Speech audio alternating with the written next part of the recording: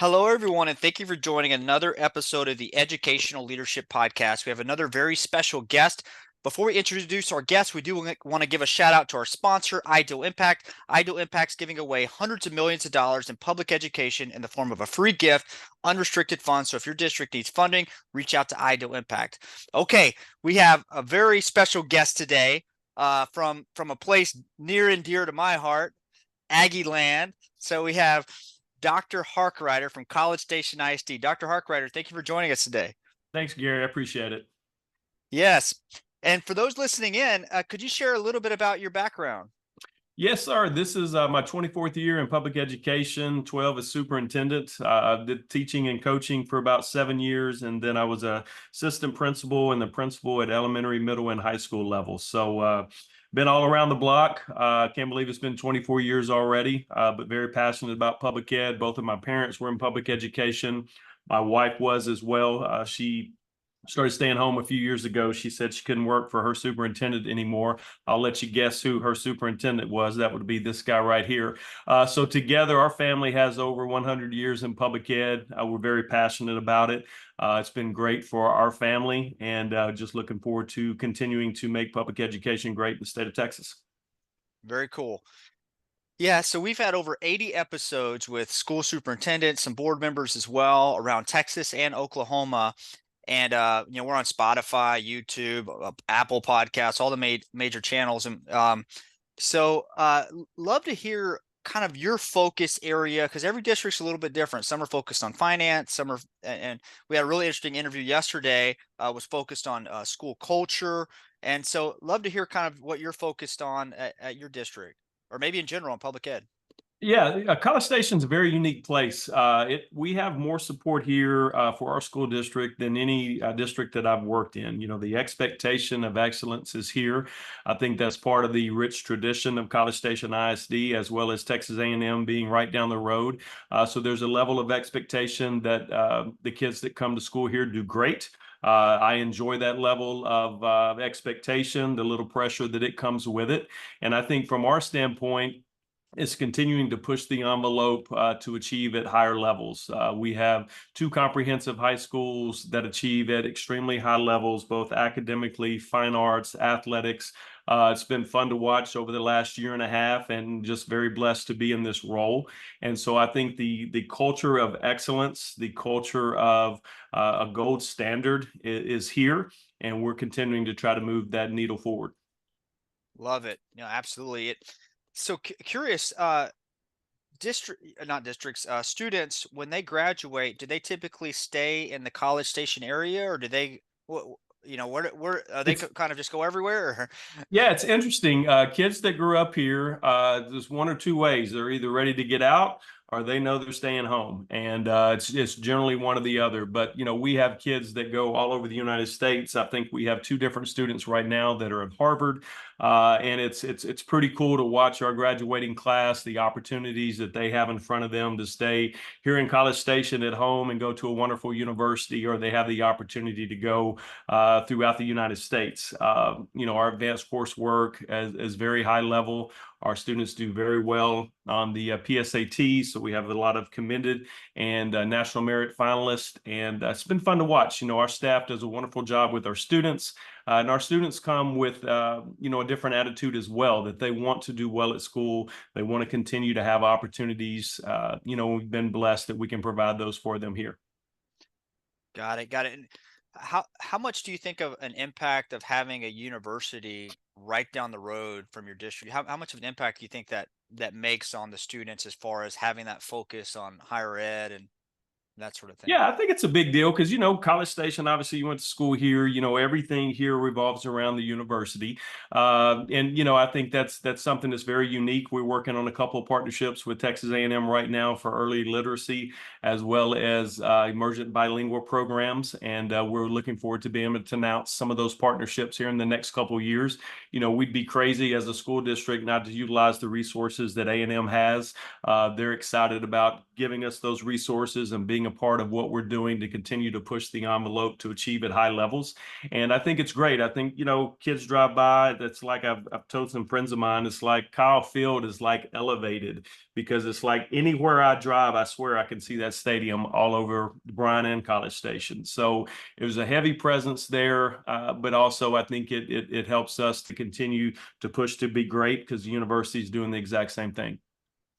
Yeah, yeah, that makes sense. And so it's interesting. A lot of the districts I talk to on the podcast, it seems like in some cases there's a gray area between where the students end up going to school after they graduate. And yeah, it just makes sense that connection point between the district and the university, it's that gap is just so narrow because I mean you basically walk across the street and you're at the No, yeah. absolutely. And, their resources are plentiful and the grant opportunities that they have. And, like I said, we reached out to the Department of Education, had a meeting, and it went wonderful. Lots of emails back and forth, face-to-face meetings. And I think their eagerness to partner with us has been very exciting for our school district. And it's going to be great for our teachers as well as our students. So what's your hot topic, right? So some people are focused on vouchers. Some people are focused on, hey, why is the state holding on to all this funding? Right. Just there's all these different do you have a kind of a hot topic that just just you think about like, man, if this would just happen, things would. Yeah, there's a lot, unfortunately or fortunately, depends on how you look at it. I think funding is probably at the top of the list. We need to be fully funded as an ISD as well as the other 1,200 plus school districts in the state of Texas, and I mean true new funding, a increase in the basic allotment, as well as, in my opinion, a real hot button for me is us being funded on enrollment and not on attendance. We have to staff our campuses and our district as if 100% of our kids are going to come to school every single day. I'm not sure if that ever happens outside of, some random days here and there.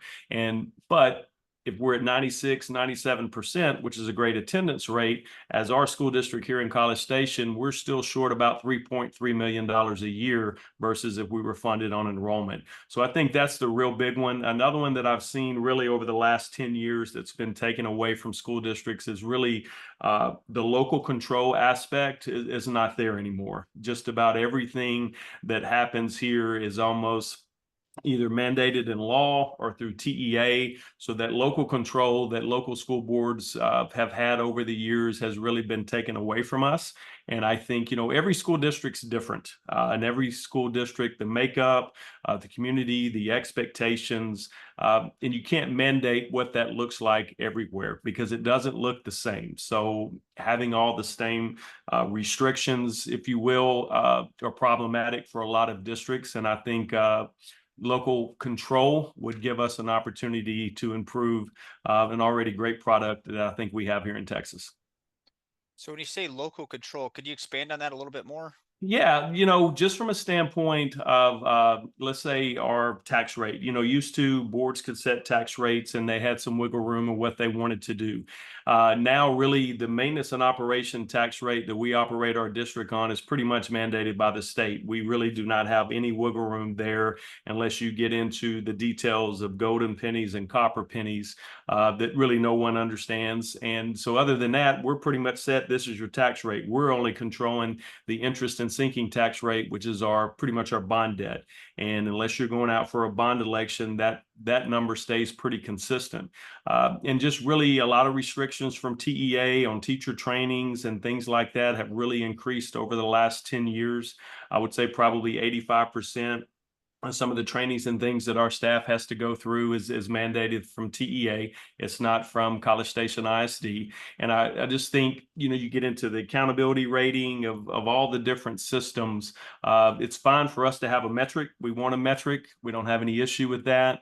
But just the fact of the cookie cutter approach that the state's taken over the last several years, that everybody has to fit into this, circle, it doesn't work. It's not currently working. That's interesting that you say that. It seems like from a management perspective, it seems like a kind of a top-down approach where, they're, the senior leadership's in control and they're kind of dictating like, this is the box everybody has to fit in versus a bottom-up management style where it's a little bit more nimble. on how decisions are made. And is that kind of a fair statement or? I think so. Yeah. I don't think some of our folks in control at the state level, especially at TEA, they feel like that you can mandate student success. You can't mandate student success, requiring these trainings, this expectation. You have to buy these resources that are approved by us. All of those things do not lead to success because there's no subjectivity on our part of what we want to do that we feel like is best for our school district. And I think right now, over the last several years, it's always been mandate after mandate. And because of these mandates, school districts are going to be successful. And if you can look at STAR data over the last 4 years since COVID, that's just not the case. And it's not necessarily that we're paying catch up from COVID. I mean, COVID was 4 years ago. It is what it is.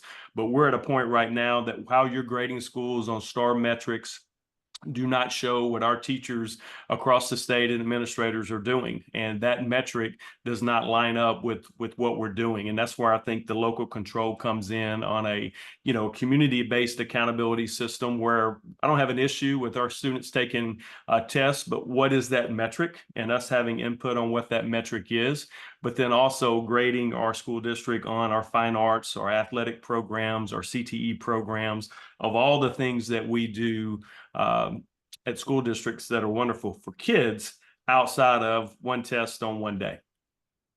Got it. It was there a shift in that leadership structure style at some point? Because I imagine there, if I don't know if it's always been that way, or maybe something happened and they said, okay, we're gonna, control things from this moving forward. I mean, do you know if there was some kind of situation, or just has it always been that way? Or Yeah, no, really over about the last 3 to 4 sessions, there's been a lot of things that have been put into law that used to not be in law, that there may be regulations from TEA or the legislator passed the law and structured it, and then TEA had to implement it. And then here over the last 3 or 4 sessions, there's been laws passed, but then the details of what that law is going to entail for school districts has been at the discretion of TEA to decide what that was going to do. And so it's been very restrictive on the expectations for teachers and school districts. And I think those decisions have made things harder and more rigid versus making things easier. okay, and on that same note, so for there to be change, if this structure were to change, it seems like either different people have to, different leadership has to be in place, or the current leadership has to see the value, or, be persuaded that, hey, this is a better approach. What what do you feel like could bridge that gap? I think honestly, bringing superintendents to the table with leadership and discussing the pros and cons of where we are now and how do we improve that. I think having a seat at the table, and I think hopefully everybody's on the same page. I know from a school district perspective, we want what's best for kids. We want to provide the best educational platform than any state in the United States. But we have to have a seat at the table to have some dialogue of what that's going to look like. Obviously, we know teacher pay is extremely low across the country. Here in Texas, it has been forever. The same thing, it's an exact replica of our funding per student is 45% to 50. I mean, 45 out of 50 states, give or take. Same thing on teacher pay.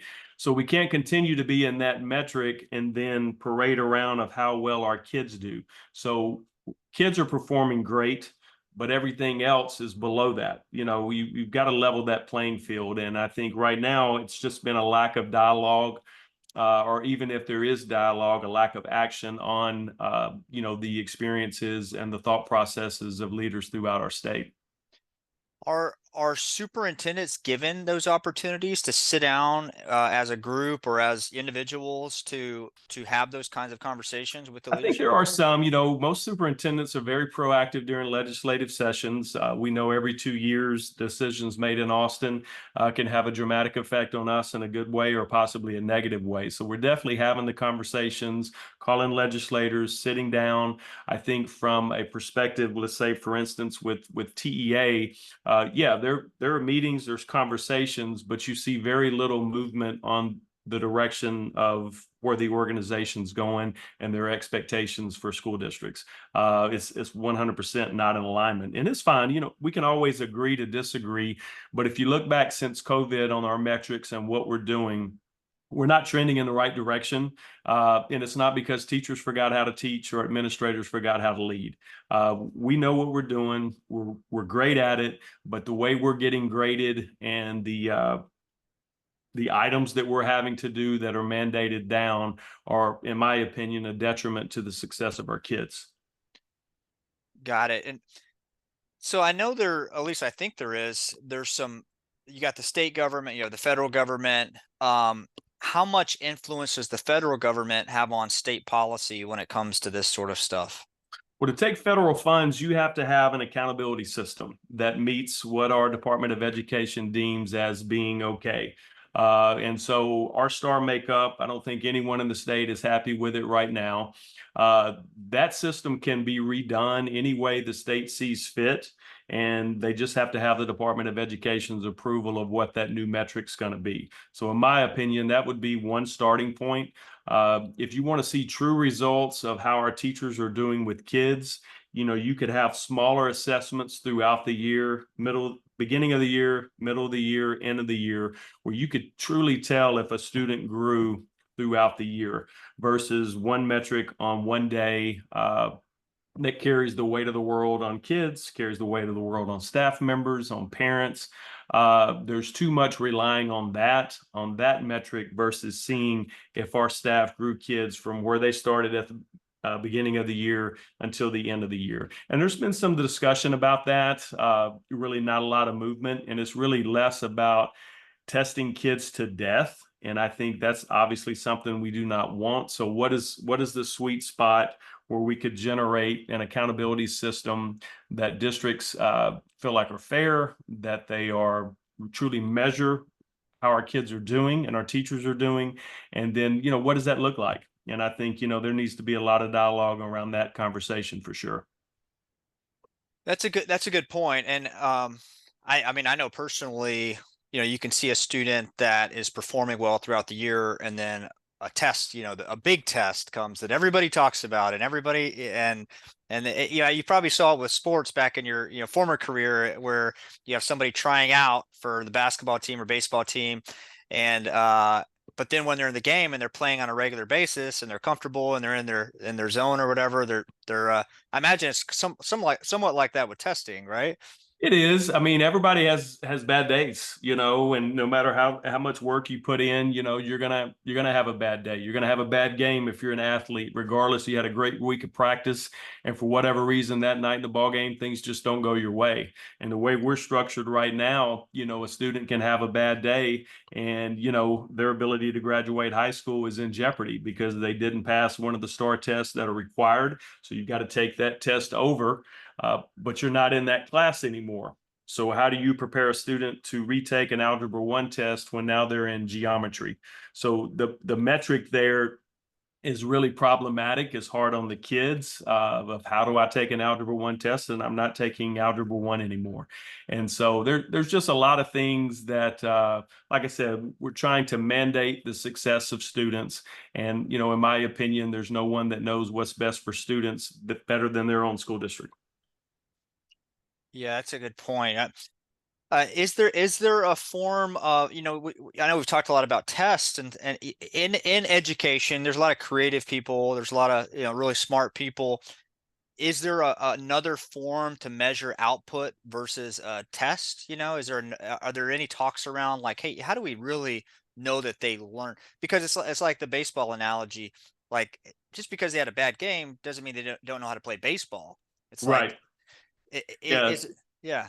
Yeah, the Texas Association of School Administrators, TASA, has worked for years on a community-based accountability system that was even presented to legislature about 8 to 10 years ago, I believe. And it was declined as an opportunity to be piloted at some camp or some school districts, and then potentially, depending on how that pilot went, could go statewide. And that was a metric that measured the entire school district, like I mentioned earlier, athletics, fine arts, CTE programs. You got the academic portion with the testing, but there were multiple metrics that you evaluated in the school district on versus just the academic piece, because we all know, and many of our kids, they do not come to school every day because they love biology or they love algebra 2, but they love their welding class, they love their vet tech class, they love coming to choir, they like going to band, athletics, whatever that is. That's what get kids out of bed. That's what increases attendance rates. That's what increases their grade point averages. Is there something else besides the academic portion? And I think that's what makes us as public educators unique, is all the different opportunities that we're able to offer kids outside of reading, math, science, and social studies. And to not have a metric on that, to me, is problematic because it doesn't paint the entire educational career of a child. Yeah, yeah, it makes sense. And it seems like there's kind of an alignment between goals, trust, and communication that has to happen between senior leaders or state level leadership, and then And there has, and the it's not district. like this is anything new. State Yeah, funding's been a topic here in Texas for 100 plus years. It's going to continue to be. State accountability systems have been argued about forever. I think in the end, it's just when you have, 1,200 plus school districts and you have the amount of educational leaders throughout the state that have done this for a living forever, not to be able to have part of the decision making on what education looks like in Texas just really doesn't make philosophically a lot of sense, for folks outside of ed to tell us what's best for kids. Fundamentally, it is a bad formula, and I think if you look at the metrics here over the last several years, it's not working. But we continue to kind of ram everybody into that one little puzzle piece that we want everybody to fit in, and unfortunately, that's not going to work. yeah, yeah. Yeah, it's amazing talking to different school districts because every district has a unique personality, a unique, you know, demographic, everything's different. It's almost like every school it's a unique individual personality. And I imagine it's kind of like dealing with people where you have to adjust the learning style or the, management style or whatever you. 100%. And I think that's why the local control piece is so important, because we are all different. We have a lot of similarities as well, but there's little nuances that I think decisions could be left up to local school boards and community leaders to do what's best. And I think if you did that, I think you would see that your number of teachers leaving the profession would start to slow down a little bit. Everything wouldn't be geared around one test on one day. The negative press and the back and forth on, teachers not doing this and that from folks who aren't in our schools have really driven folks out of the profession. And even our college prep programs are seeing less and less kids coming into those programs because the publicity is not positive. And I think you've seen probably since COVID, more school districts really getting out and marketing themselves and selling and showing what their kids are doing, what their teachers are doing. And we're in a process that of right now in College Station of really telling our story, because we have great kids, great teachers, leaders, and we are constantly putting out positive stories to showcase what our district is all about. And I think it's important for districts to do that across the state. Yeah, I completely agree. And you talk to different districts and some have embraced that more than others, but it seems like that's the future is what makes your district unique, what makes it more, what makes it better than the other options that may be out there, or you know so yeah, that makes perfect sense. And so I know we're running short on time here, just have a couple minutes. What's coming up in your district that you're passionate about? Anything exciting coming up at College Station ISD? Yeah, we're super busy. I started July of 23, and we passed a bond election for $299 million in November.